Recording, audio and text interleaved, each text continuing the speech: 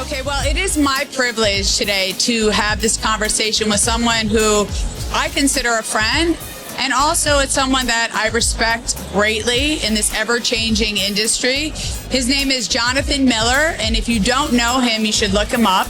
He used to do the reports for Douglas Elliman for 32 years, and he has always been a reliable source of information, unfettered, agendaless, the smartest guy on the block.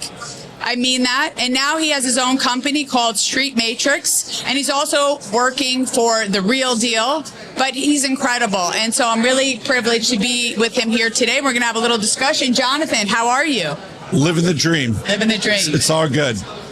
Very excited about, when you go through your 48% of your life writing market studies, Crazy. And then you stop, there's a lot of other things you can do, apparently.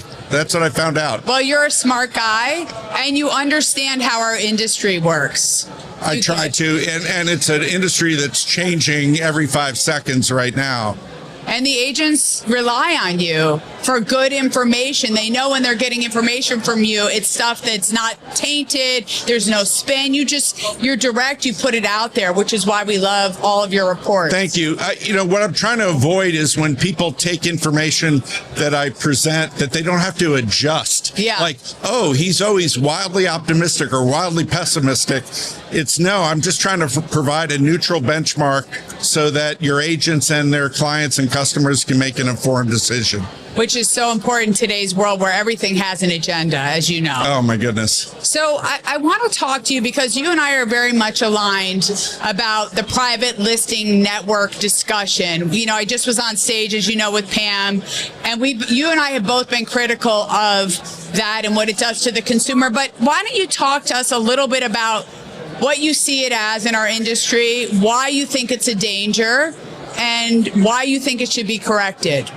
So, do you have 5 hours? Yeah, or 10 hours maybe. So the big problem with private listings, I come from a valuation background. My Miller Samuel company, we've been in Manhattan for 3 decades, and it's all about price discovery. So the problem with private listings is it intentionally hides information from one of the parties.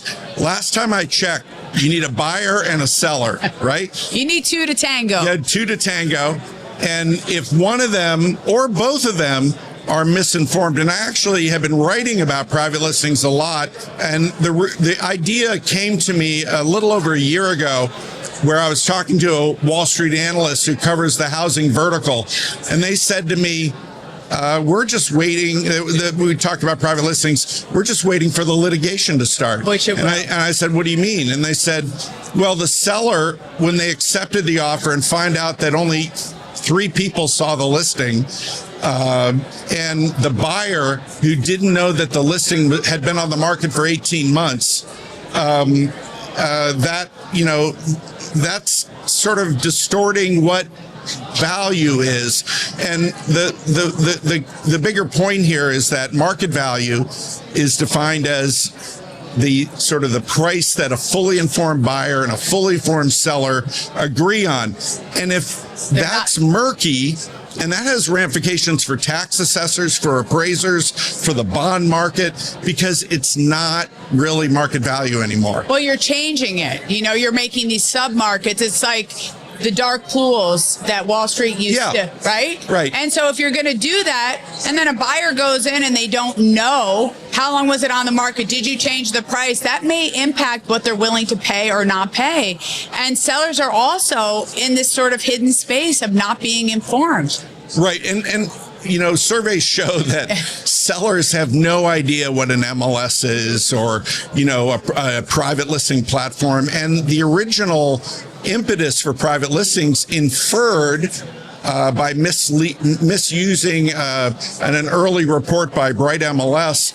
And I talked to the chief appraiser who wrote it before I wrote about this piece, that basically, they were inferring initially that private listings generate a higher price. So false. But also think about it. When you hear the word private, you're like, ooh, special. Exclusive. I want to be a part of that. And so, yes, sellers, even the most sophisticated lawyers, Wall Street, whatever you do, you rely on your professional to give you the right guidance. And if you say, come to my private listing, 3-phase marketing approach, people might fall into that trap, and then they're going to get hurt, and then there's going to be litigation. Well, I had when I wrote a piece back in February of 25, my first really take on this.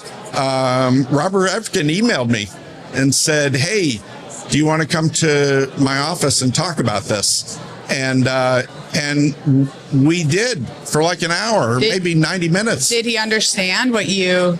Yes, but I said, look, I understand you're seeing this from a business standpoint. Yeah. Hey, if I control all the inventory. Yeah, exactly. Then, right. And so, but that's to sort of intentionally hide information and really brag about it in marketing period.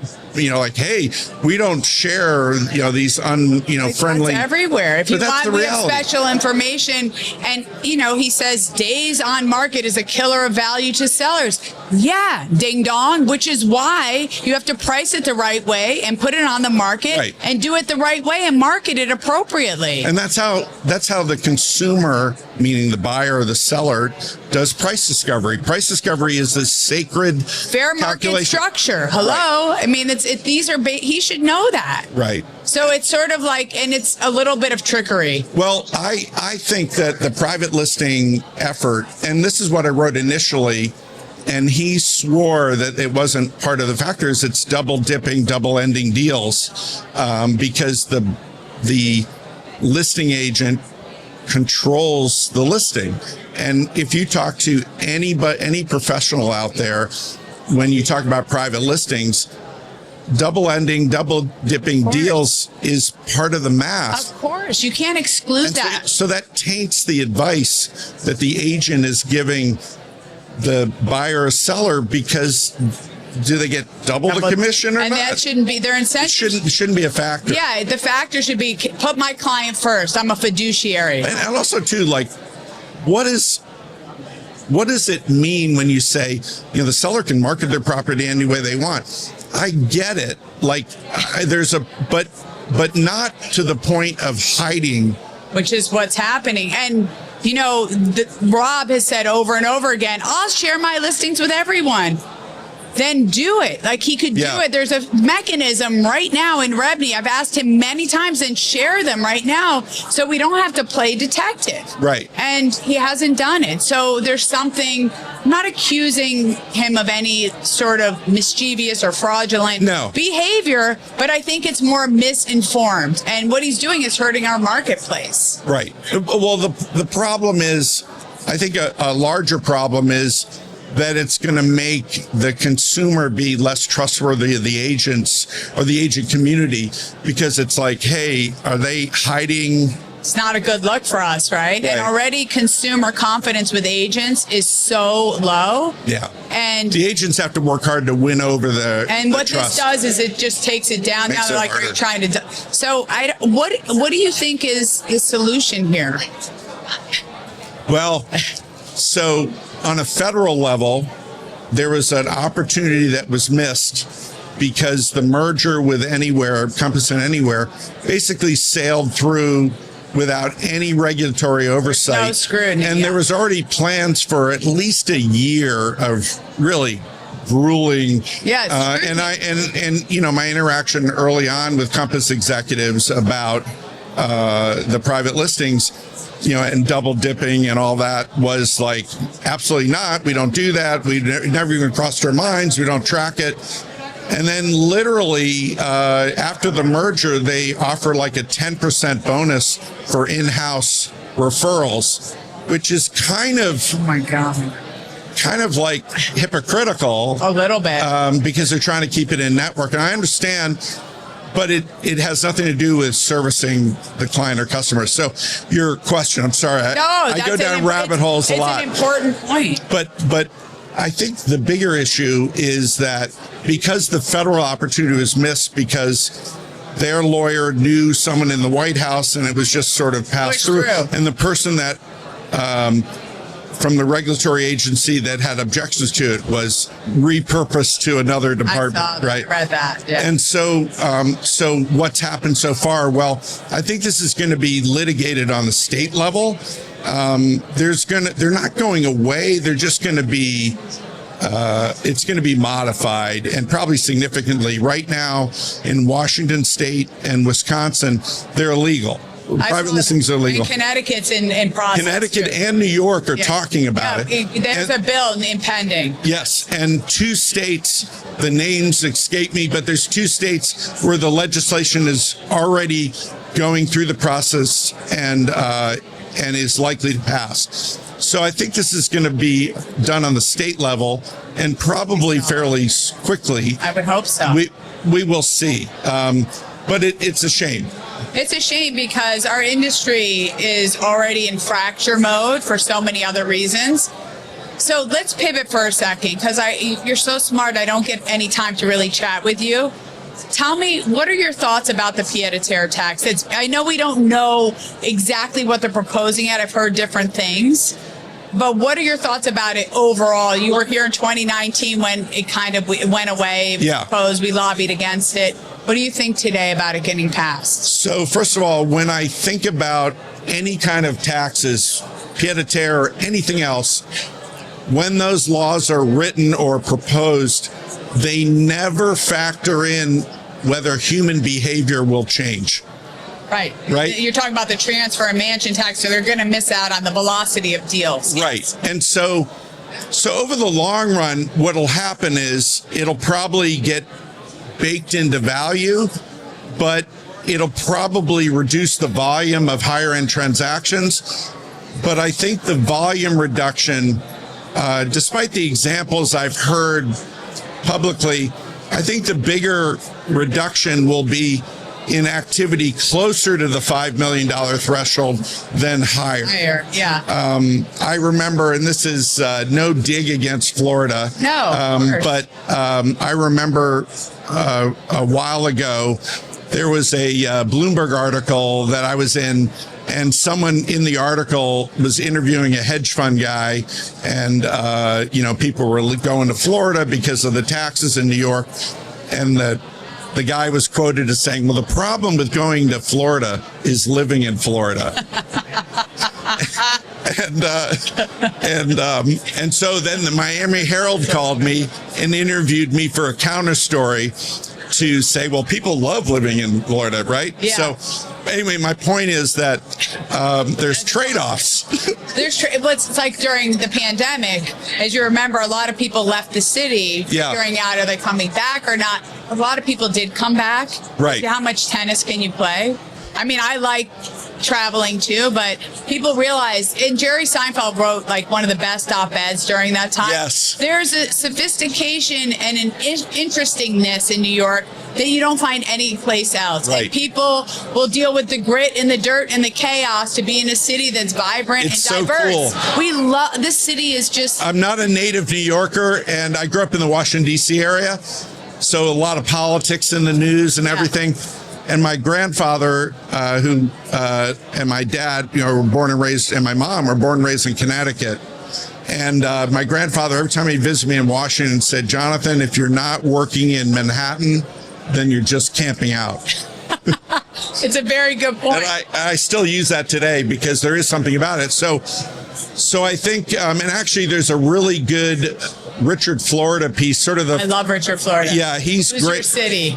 I love Richard Florida. And but he has a piece in the Atlantic about why the uber wealthy aren't going to leave New York, and it's for the reasons you're talking about. But you're asking me, like, what do I think about it? Well, the problem with as proposed, and I'm at least of the opinion now, I'm very skeptical that it'll actually pass. And the reason is the only tangible number is 500 million, which is only 10% of the budget gap. They have so much more that and so they're going to burn a lot of sort of goodwill with the public. And so we don't know what the price tranches are, what the percentages are. We know nothing. And that's all going to be sort of legislated in a detached way. But people don't understand the assessed value versus market value, what multiplier. That's the thing, is that it's tricky. They never fixed it from the 90s when they were supposed to with the abatement. Right. You remember. And as a real estate appraiser, when I first heard this, I'm like, wow, we're going to get to appraise every property in Manhattan close to $5 million or higher every year. It was like, yes. And then, and then as it turns out, it's clarified, it's really the assessed values, which have very little bearing on value. Some markets assessed values do, but here they don't, and they phase in, and there's very complicated. And so that means if they're much lower than market value, then, you have a $5 million apartment that's, assessed for $500,000. How do you're not going to collect enough, they're not going to be in the mix, so you're not going to collect enough money. So they're going to have to change that. And I just feel like it hasn't been thought out at all. That's why it didn't pass in 2019, or they let it go, because to identify and administer this tax is so difficult. There's other ways to get the funds besides this. And this is also, it's like a feel-good tax. Right. Oh, we're getting the rich people. Oh, right, making them pay. Making them pay, but they add so much to the city. And so, I don't know, what would you describe as good politics? I'm not asking you to wave a flag, but how would you describe, if you feel comfortable, good politics? Well, actually, I held public office for 2 years in Connecticut once. Wow. In my town. I'm not surprised. And I saw the sausages made, and I didn't like it. That's why people don't want to get in. It's a tough. It's very tough. But I don't really know, other than when you're proposing a tax, you've got to do the homework about how realistic is the collection going to be, and will it solve the shortage that you're trying to offset? Right. And I feel like that is an afterthought, and a lot of it is because legislators that sort of draft this stuff don't seem to interact with the industries that it will affect the most. I know that Rebney has a strong lobbying arm and all that. But I'm just saying, like, in general, there's a disconnect. They don't listen. It's like the FAIR Act. We went there to City Hall. We testified. We tried to explain things. It's almost like, I'm not listening. I want to pass this. I'm going to get you. And it's like that kind of politics to me. Doesn't best work. Politics is when private and public come together, when people listen and they try to unify. I don't have to agree with you about everything, but let's work together. Right. And I feel like there's this divisive vibe going on. Very much so. And I want to look out for you. You should look out for me, and let's be brother and sister in this. Right. But I feel like I don't feel that way right now in the city with our current mayor in place. Well, to sound more like a New Yorker, my grandfather that I just told that story with, he also said New York is one of those places that you can screw over your neighbor, in a business deal, but then have a good handshake with the guy across the street, right? So there's an intensity here. There is. But that's part of what makes it so awesome. It is. So it's a great place. But, can you tell us a little bit about what you're doing for The Real Deal? Sure. I've always been like a journalist poser. You're a great writer. Oh, thank you. I think so, and you get funny stuff too. Yeah. It's the dad joke thing. I love it. But I started blogging in 2005, and through repetition, and addressing topics. And so I've been writing for a long time, and then writing the market studies, and I've always had an opinion about something. Yeah. And after Elliman and I went our separate ways, amicable, fine. I got really good advice from several friends, which was take your time. Great advice. Figure out what you want to do when you grow up. And The Real Deal called me. I got a bunch of calls. Real Deal called me and said, hey, we'd love to have your voice. And so they're basically looking me to write what I do in Housing Notes. And they're publishing on their platform. I'm going to be doing podcasts and audio, video, things that I can't really do, or don't do well. And So good It's for great. us. It's so good for the industry because They don't edit. I mean, they let you have your freedom to do what you I'm want. totally whatever I write. I mean, that. they have the right to change the title. Yeah. Which, But that's okay. Yeah, but as long as that's the every- content is yours, it's totally mine. Even Yeah. the dad jokes they leave in. So I think their subscriptions are going to go way up because, as I said to Amir, you add immense credibility. The Real Deal, everybody reads it, whether you like it or not. yeah, the Real Deal is essential. It's essential, and you being a part of it is going to really. It's going to. Thank you. Thank it's you. the truth. I'm not giving. It's not bull crap. It's the truth. Yeah. People will read it, lean into it. It's going to help the industry. I'm so glad that you're going to be a part. And I'm going to be talking to their journalists. We're going to have regular meetings about stuff that's brewing and how to think about it. And Yeah, I'm and- giving my take as a non-journalist. Well, you've been doing this for decades, and you have the information, and you have a depth of nuance that not everybody knows. You get it, Right. Which is amazing. Thank you. I think you're wonderful, Jonathan. Thank you for sitting with me. Oh, Thank great. you for being such a good advocate for everything that I think is right. And I wish you all the best. And I love your dad jokes, by the way. Thank you so All much. right, bud. Thank you so much. Thank you.